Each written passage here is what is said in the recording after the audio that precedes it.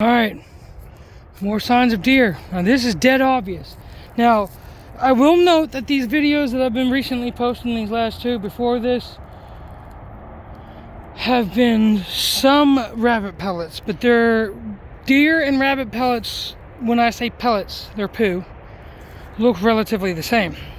Some are just larger than others, and deer will clod up sometimes. Rabbits usually just have singular pellets. They might be a pile, but they're not going to clump up like a bunch of BBs.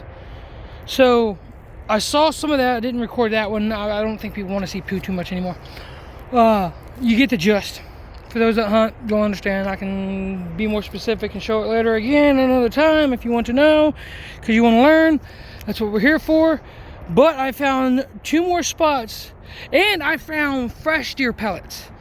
And when I mean fresh, like they were dropped today, or in the last 2 days or 24 hours, probably the last 24 hours or to 2 days, because I could squeeze it and it just crumbled and it was still kind of wet.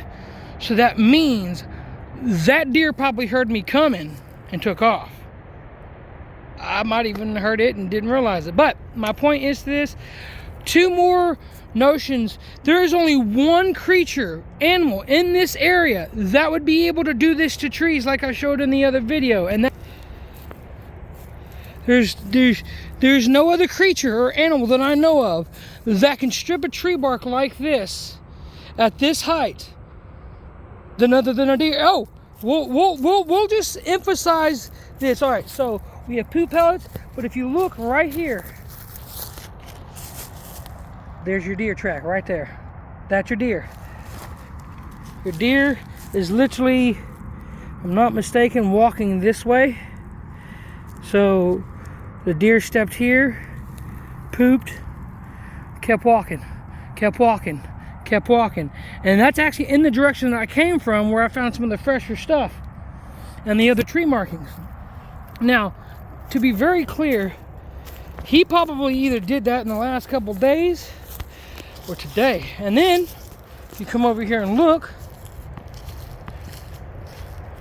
same thing.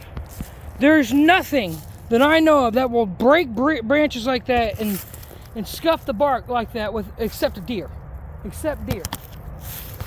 And then we got this little open spot right here. It's a straight line. So yeah, they're definitely out here, folks. Even be surprised if I find me another deer. Well, I may not find me a deer in the shed due to can't remember exactly what time of year they typically shed.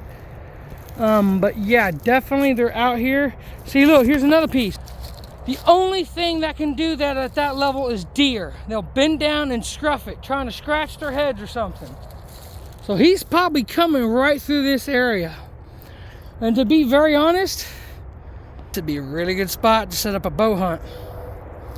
Really good spot. On that note, folks, go outside, go do something.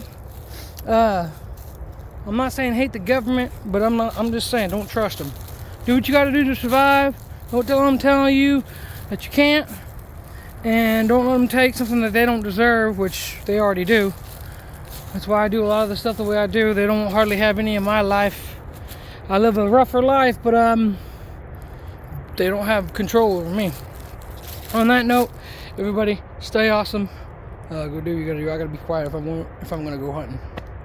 But I'm finding this area a little sparse, except for armadillos and some dove and rabbit and some squirrel a little bit, but they're not as plentiful. That, or I'm not seeing them as very well, which can be logically understandable. On that note, bye.